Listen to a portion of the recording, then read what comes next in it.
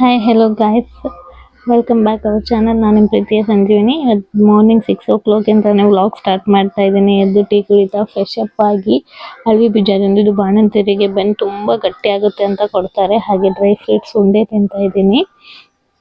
8 ಗಂಟೆ ಅನ್ನೋಷ್ಟೊತ್ತಿಗೆ ನಮ್ಮ ಮನೇಲಿ ಪೂಜೆ ಹಾಗೆ ಹೋಗುತ್ತೆ. ನೀವೇ ನೋಡ್ತಾ ಇರೋ ಹಾಗೆ ತೋರಿಸ್ತಾ ಇದ್ದೀನಿ. ಇವಾಗ 8-8:30 ಆಯಿತು ಅಂತ ಪಾಪನ ಎಬ್ಬಿಸ್ತಾ ಇದ್ದೆ, ದೊಡ್ಡವನ್ನ.